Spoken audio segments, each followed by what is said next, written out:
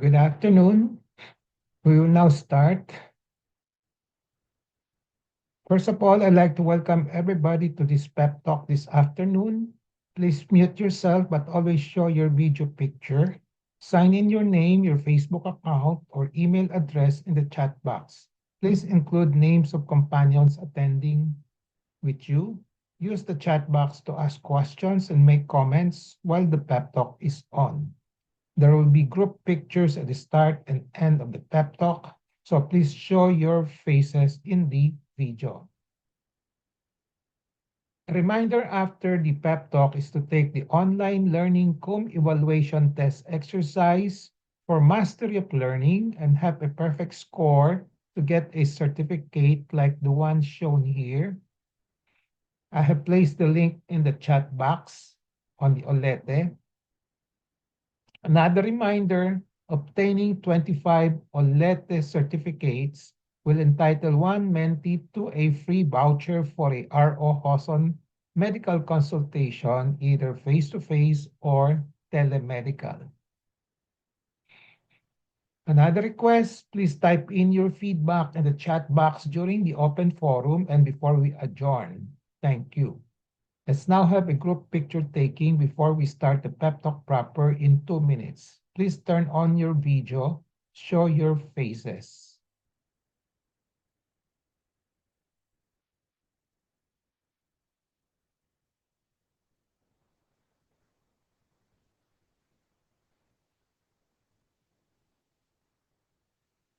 Okay. Good. Ready? One, habol. One, two, three.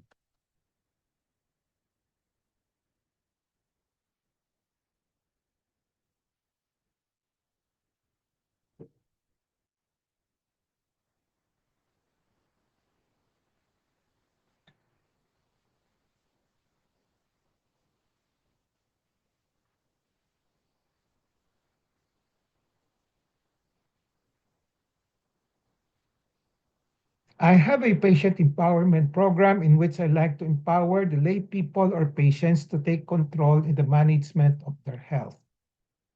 I started the pep talk on May 15, 2021 during the COVID-19 pandemic. There are 3 courses in the pep talk. I completed the core course on October 9, 2021. And then from October 2021 onwards, I've been tackling health disorder and health issue courses. May 18, 2024, last year, marks the start of year 4 of the R.O. Hoson pep talk. So we are now on our 4th year. By May, it will be 5th year already. How long the pep talk will last will depend on our enthusiasm, discipline, and perseverance. My pep talk today is entitled Thyroid Nodule Needle Aspiration. The empowerment objective is for the lay people to have an essential understanding of thyroid nodule needle aspiration as part of their health management. Contents for this pep talk will be the following. What is a thyroid nodule needle aspiration? How is it being done? What are the potential side effects or complications? What are its indications? How does one interpret the outcomes of a thyroid nodule needle aspiration? Disclaimer, the R.O. Hoson pep talk contains the R.O. Hoson's thoughts, perceptions, opinions, and recommendations culled from his personal experiences and also from the writing of other professionals.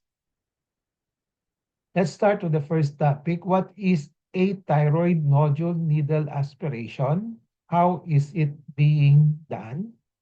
The starting point here for the thyroid nodule needle aspiration is that there must be a nodule or a lump or a mass, okay, bukol, no, sa thyroid gland, which is on the neck, which may be palpable or not.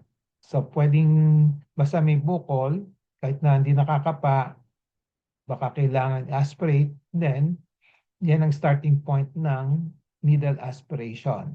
Kung walang bukol, hindi ina-aspirate. So, dapat may bukol kahit na hindi nakakapa. So, nakakapa man o hindi nakakapa, yan ang starting point of considering doing a needle aspiration. To repeat, kung walang bukol, usually hindi ginagawa ang needle aspiration.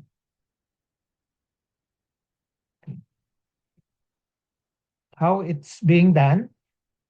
A hypodermic needle, okay, attached to a syringe, ito yung karayom, ito yung syringe, is inserted into the thyroid nodule, and then aspiration is done. Sisip-sipin yun. No?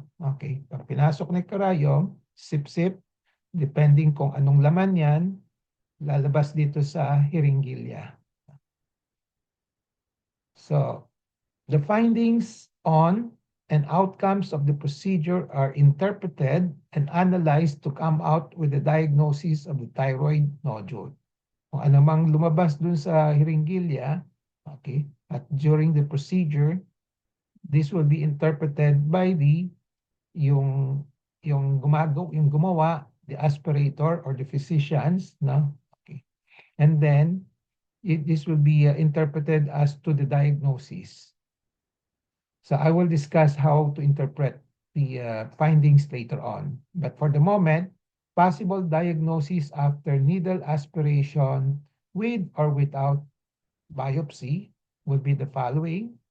Okay, pag mga bukol ang pinag-usapan palagi, kung nodule pinag-usapan, whether cancer or not, or benign or malignant. So there are only two choices here. Kung benign siya, yung after the aspiration, benign ang lumabas or malignant.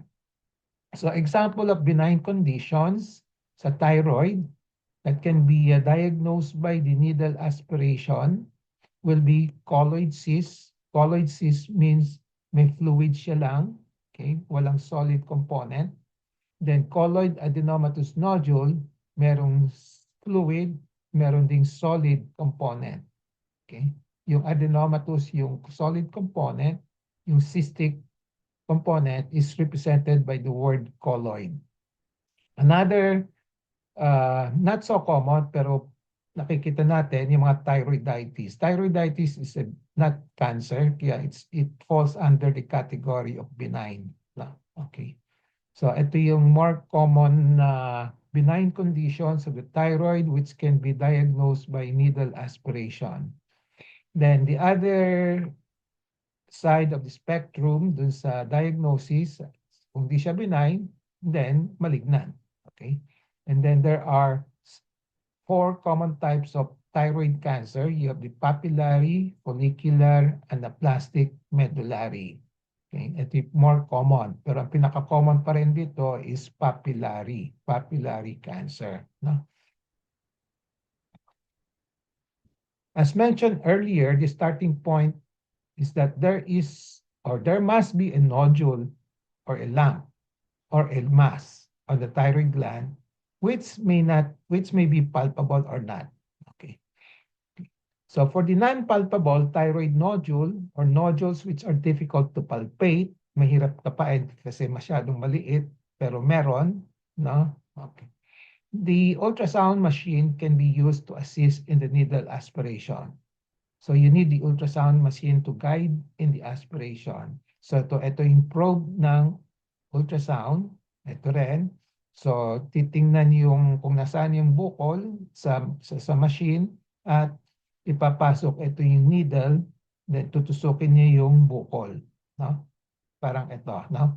So yung syringe, the needle, okay, guided by the ultrasound, pasok dun sa bukol ng thyroid gland. Palpable, yung mga nakakapa naman, palpable thyroid nodule needle aspiration can be done in the clinic. Okay. Pag non-palpable, usually in-schedule yan ng ultrasound. Kung may ultrasound yung doktor, then it can be done kung may ultrasound sa clinic, then it can be done in the clinic. Kung wala, it has to be scheduled in the other departments like X-ray, no? Sa ibang lugar, no? Okay. So, but palpable thyroid nodule needle aspiration can be done in the clinic kasi kapang-kapana, pwede nang gawin, no? So, ang gagawin lang ng pasyente, either nakaupo siya or nakahiga siya. Pwede din nakahiga. Ang pinakamadaling posisyon na para madaling makapa itong bukol is nakaupo siya, no? Okay. Kaya nakaupo itong pasyente rito as illustrated. Okay. And the procedure proper or aspiration can be completed within 1 to 2 minutes. Okay. So, sandali lang yon, no? So, nakaupo, then pasok yung karayom dun sa bukol, no? Okay. And then, aspirate. So, dito mukhang may nakuha, no? Okay, may nakuha. Baka fluid ito, medyo pinkish or orange, no? Okay. So, the specimen obtained from the thyroid nodule. So pag hinigop, merong tayong makukuha ng specimen, whether fluid or tissues or solid, no? Okay. Kung solid siya, then this is submitted for biopsy study. So when you say biopsy, it's a microscopic study by a pathologist, no? So examinin sa mic ito. So ito yung bukol, inaspirate. So after that, ito yung laman ng sa hiringgilya, ifa-flush out sa isang slides, no? Okay. And then i-spread out yung sample specimen sa slides, and then ibibigay ito sa pathologist for reading, no? Okay. So, but if the nodule turns out to be a colloid cyst after aspiration, ibig sabihin colloid cyst, fluid lang, walang talagang at nawala na yung bukol, no? So there's no need to submit the fluid for biopsy. Yeah, there'll be instances in which you really don't need biopsy kung colloid fluid lang ang nakuha mo. Okay, kasi wala rin makikita doon, no? Okay. So pag solid, usually binabiopsy yon, pinapa-examine. So what are the potential side effects or complications? So invariably, so almost always, there is pain, no? Kasi may tusok, no? So pain from the needle puncture as it is inserted in the thyroid nodule. But the pain is usually minimal, but depending on the patient threshold, no? Kung matapang, maliit lang. Kung hindi siya matapang at mababa ang pain threshold niya, masakit. Nasasabihin niya masakit. But usually the pain is minimal with the same level as that when you do your blood extraction. Yung pag magta-extract ka ng blood for blood chemistry, for blood test, ganun din, no? Okay. So there's no need to put anesthesia and then no need for painkiller drugs after. No? Okay. Other possible side effects or complications, but these are rarely occurring, will be bruising. Kaya usually pag after the aspiration, pinapatiin ng mga at least 5 minutes, no? Para hindi siya dumugo, no? Okay. So kung hindi, magkakaroon ka ng hematoma, okay, but which is uncommon, no? Kung meron mang hematoma, mawawala naman siya. Parang ito, may konting bruising, may konting discoloration, no? Okay. Then tracheal puncture, which is also rare, baka pumasok sa trachea, okay? But this can just be observed, wala namang problema yan, no? Then infection, which is also rare, no need for antibiotics. And then needle tract implantation of thyroid concern, ito yung mga common concern ng mga lay people, but we just have to admit that it's possible, but it's very, very rare, no? 0.2 to 0.1, okay? So less than 1%, no? So, pwedeng magkaroon ng, kung if turn out to be cancer, pwedeng mag-implant yung cancer dun sa dinaanan ng needle. Pero it's very, very rare and usually, wala namang, hindi naman nakakasama. Kasi babalance lang natin benefit over risk. The risk is that the risk is the small chance of needle tract implantation. Pero yung benefit, malaki because gusto natin malaman ano ba talaga yung bukol na yon, no? Before we go for treatment. No? So, what are its indications? The starting point, as mentioned, for considering needle aspiration, dapat may thyroid nodule. When you say thyroid nodule, in layman's term, it could be buccal, a lump, or a mass, no, doon sa thyroid gland. So, and also, dagdag dito, hindi lang thyroid nodule, no, kung malignancy or cancer is being suspected, is a possibility or being suspected. No? And one has to know whether it is benign or malignant as there is a marked difference in treatment. Okay. So, in gamutan ng thyroid nodule, dapat malaman kung benign or malignant. So, you can do that through the help of needle aspiration. And bakit gusto natin ma-differentiate benign from malignant? Kasi ang gamutan iba. Pag outright, pag malignant ang thyroid nodule, usually ang outright recommendation is surgery. So, wala nang ibang pinag-uusapan. Usually, sabihin, operasyon. No? Kung benign naman, pwedeng subukan pa yung gamot. No? Or observation lang. No? So the other, uh, yung mga needle aspiration, as I said, it's being done on thyroid nodule, mga bukol, no? And not in diffuse enlargement. Okay. So, you may have a goiter na malaki lang yung right and left lobe of your thyroid gland. So, that's what we call diffuse enlargement, no? So, walang bukol. Then, ito yung diffuse thyroid enlargement. Pag meron, it's usually suggestive of hyperthyroidism or hypothyroidism. So rarely is this thyroid aspiration indicated. No? So hindi siya ginagawa doon sa mga diffuse enlargement, hindi siya ginagawa sa hyperthyroidism, hypothyroidism. Okay. To repeat, pag may bukol lang, yan ang starting point. No? Okay. So foremost indication will be a thyroid nodule in which the considerations are either a malignancy, cancer, or non-malignancy. Okay, hindi siya cancer.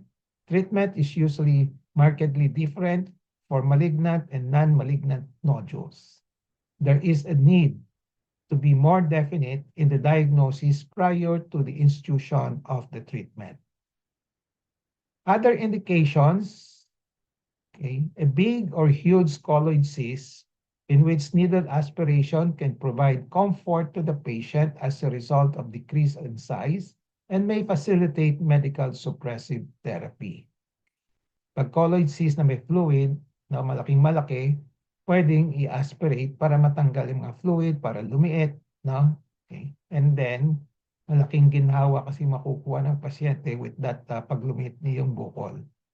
So the needle aspiration can simultaneously be therapeutic if the nodule turns out to be cystic. Kasi natanggal yung fluid, lumiit, no? At naginhawa, kaya therapeutic or treatment. And diagnostic, para malaman natin exactly what the nodule is. Kung may nakita tayong colloid fluid, na may fluid, right away, alam na natin it's colloid cyst or colloid adenomatous nodule. Then after that, kung inaspirate, nawala na yung bukol, so therapeutic na yon. So that's what is meant. It's simultaneously therapeutic and diagnostic. If colloid fluid, usually brownish or yellowish or may tinge ng blood because may tinamaan ng konti yung blood vessels, is obtained. So we right away, we say it's a cystic nodule. When you say cystic, may fluid. Okay? And there is no residual mass. Kung inaspirate na lahat yung fluid at wala nang natitirang bukol, wala nang nakakapang bukol, then we call that colloid cyst. Okay? So this is an illustration of pagpasok ng needle with needle aspiration, you can have an instant diagnosis. Kahit na wala ka pang ultrasound, you can already come out with a diagnosis with such a procedure. No? Okay. So in such a case, kung fluid na kuha na, then there is complete disappearance of the mass. There is no need to submit the specimen for biopsy. Okay, hindi na kailangan. Now, if the colloid fluid is obtained And then there is a residual mass, may natitirang bukol, no, solid. Then the diagnosis is colloid adenoma. Benign pa rin, pero it's now a combination of colloid and adenoma. Okay? So this specimen obtained from the solid element of the nodule can be submitted for biopsy. Okay. So usually colloid adenomatous nodule, ito yung mga dark brown, no? And then may residual. And then after that, kukuha ng sample yung aspirator dun sa solid part. Ito hindi sinasubmit itong fluid. Now for biopsy, it's the solid part. So if no colloid fluid, ito yung pangatlong scenario, walang fluid. So ang conclusion natin, the nodule is solid. So hindi siya cystic, it's solid. So so we have to get cells of obtain, then smear on a slide dito, parang dito, to be submitted for biopsy. So ito pwedeng benign or malignant depende sa basa ng pathologies. Okay. Note at times, yung mga magiging pasyente ko, no? At times with experience, no, yung experience ko, based on the appearance of the cells on the smears, no? So without waiting for the report of the pathologist, kuminsan o kadalasan masasabi ko na kung talagang benign or malignant, no? However, pag sinubmit ko na yung specimen for biopsy, I still have to wait for the final diagnosis, no? Kaya paminsan, after the needle aspiration, sinasabi ko pasyente, mukhang, based on the itsura, mukhang cancer, mukhang benign. Na? Okay. So, summary takeaway, I have discussed all of these things. What is a thyroid nodule needle aspiration? How is it being done? What are the potential side effects or complications? What are its indications? How does one interpret the outcomes of a thyroid nodule needle aspiration? Takeaway in relation to patient empowerment, be always in touch with reliable medical information on thyroid nodule needle aspiration.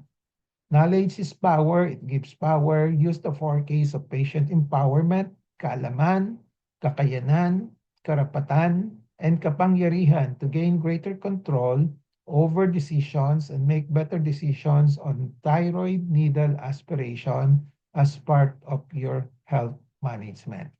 So pag sinuggest sa inyo ng doktor kung kailangan needle aspiration, alam na niyo kung bakit. No? Okay, bakit gagawin. No? At kung anong mga procedure. No? Okay. So this ends my pep talk today on thyroid nodule needle aspiration. I hope I have empowered you to have an essential understanding of thyroid nodule needle aspiration as part of your health management.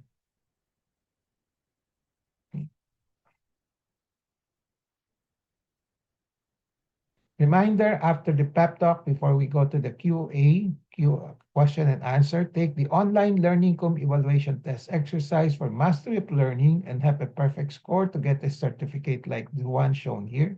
I have placed the link in the chat box.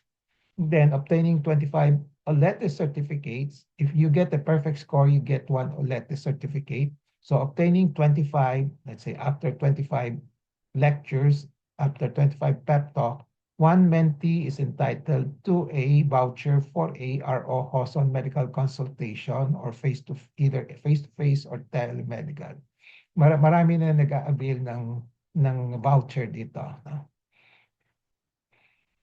Another request, please type in your feedback in the chat box during the open forum and before we adjourn. Let's now have a group picture taking before we start the QA and interactions. Please turn on your video. Show your beautiful faces.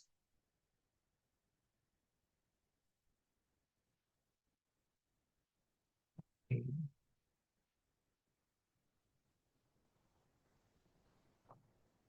Ready? Ready, ready, ready. One, wala. Sinang mag... Christy, Carm, hindi ka nasasali.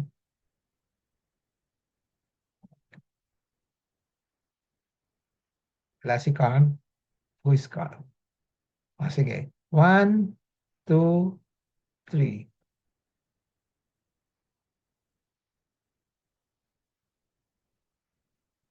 Mm.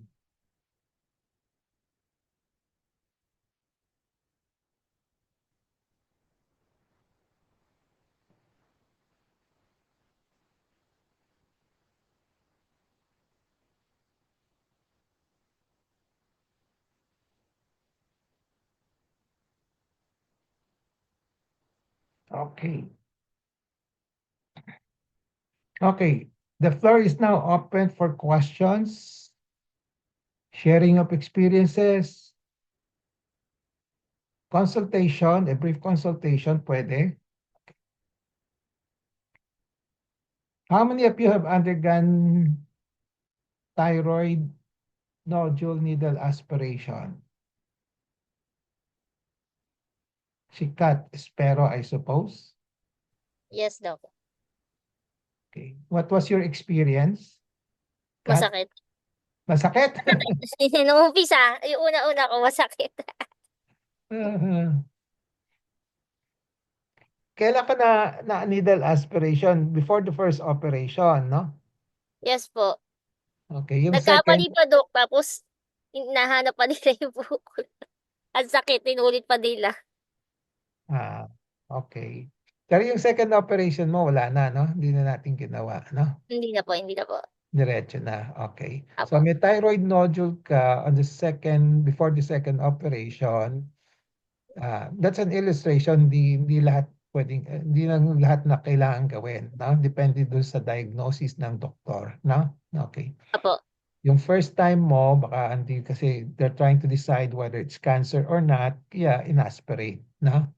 Okay. Yes. Nag-base lang po yata sila dahil doon sa resulta ng ultrasound. Yeah, Kaya, yeah. Usually gina-guide yung ultrasound, okay, a word about the ultrasound. Sa ngayon, yung mga ultrasound report will include yung tinatawag na TIRADS reporting, no? Yun ang na-lecturean ko na ito, di ba? TIRADS, no? So pag yes po. TIRADS 3, 4, 5, usually they will recommend na needle biopsy, no? Okay. But ang advice ko sa inyo, bago kayo mag-agree sa needle aspiration biopsy, if you are seeing another doctor, go for a second opinion, no? Okay. Okay. Kung kadalasan hindi naman kailangan, no? Okay. Have a second opinion before you subject yourself to the needle biopsy, no? Okay. Okay, Kat, anything that you want to share?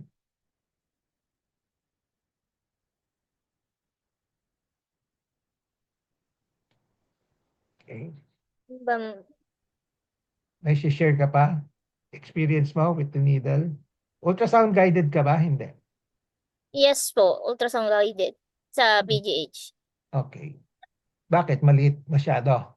Sobrang liit dahil yung unang operation is 0.4, 0.7. Yung mga ganun po yung nakuha nila. Okay. So maliit talaga. Kahit na magaling ka kumapa, hindi mo makakapa yun, di ba? Okay. Yes po. So they have to use the ultrasound to guide in the needle aspiration biopsy. Na? Okay. Apo. Okay. Sige. Any other person who want to share?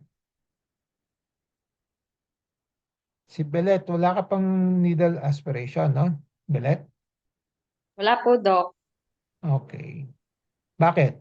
May bukol ka, di ba? Opo, kayo po ang nakadiagnose ng multiple colloid adenomatous goiter. Kayo Okay. po ang nagsabi na gano'n. Pero Okay. hindi po nyo sinabing mag-aspiration, needle aspiration. Okay. That's good. So again, that's a illustration of hindi lahat, kahit na may bukol, pero kung ang diagnosis sa iyo ng doktor, like me, sabi ko 99 or 9, at least 95% benign siya, you don't have to have it aspirated. Na? Okay. Opo. So, just have a second opinion. Kasi kadalasan, nowadays, palaging mga report, because of the TIRADS reporting, sasabihin sa'yo, aspirate, aspirate, aspirate. Na? Okay. Mm. Okay. Buti na lang po hindi. Okay. Pero Sige. nag-request ho dati nung Dr. Dennis Salipa ano daw, mag-undergo ng gano'n. Pero Okay. ayaw ko nga ho. Ako sa inyo nagpa-second opinion. So, tama bang decision mo? Oo, tama ho. Kasi ayaw kong ma-operahan na naman.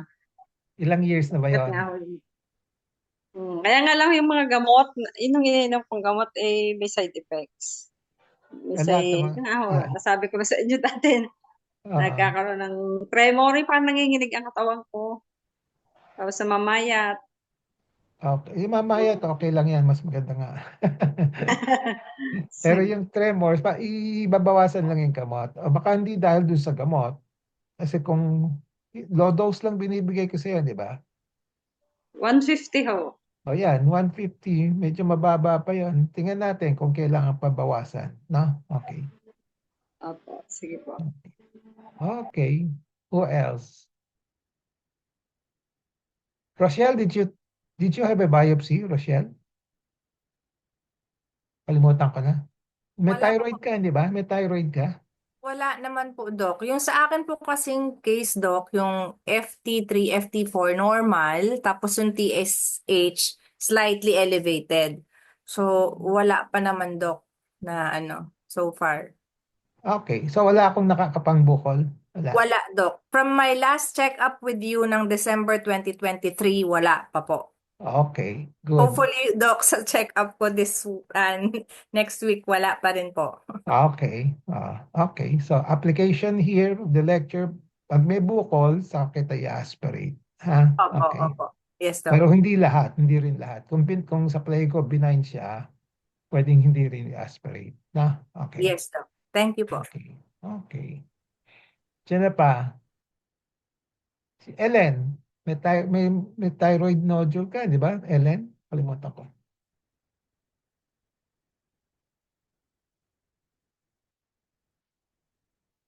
Unmute. Unmute. Doc, before pa ako mag-consult sa'yo, yung regarding my thyroid, matagal na, nagtitake na ako for so long nga ng medication. And then, no namang tinignan mo, sabi mo, it's just an ordinary, parang ordinary Goiter. enlarged goiter. And then, Hmm. tinanong mo nga ako kung may nararamdaman ba ako, may masakit ba? So sabi ko wala naman. And then sabi Mhm. mo noon, kung nag-take ka ng medication, ibig sabihin may masakit sa iyo. Since wala naman, you better not take the medicine anymore. So stop ko na.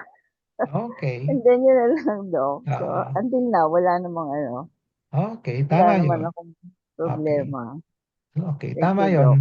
Kadalasan depende rin kung anong nararamdaman ng isang tao, no? Okay, kung wala naman Oh, siya Doc. nararamdaman, wag na yung over-treat, no?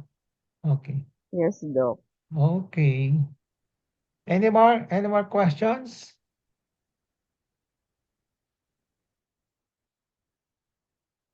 Okay.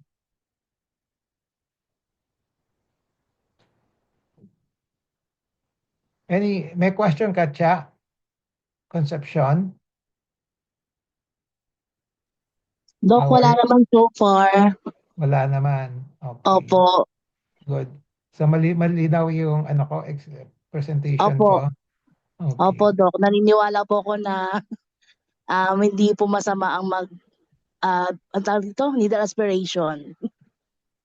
Kung kailangan lang. Okay. Pag kailangan lang po. Okay. Good. Okay. Thank you, Sige. Doc. You're welcome. Sino si Carm? I'm wondering kung sino si Carm. Are you a newcomer? Bet sino si Carm?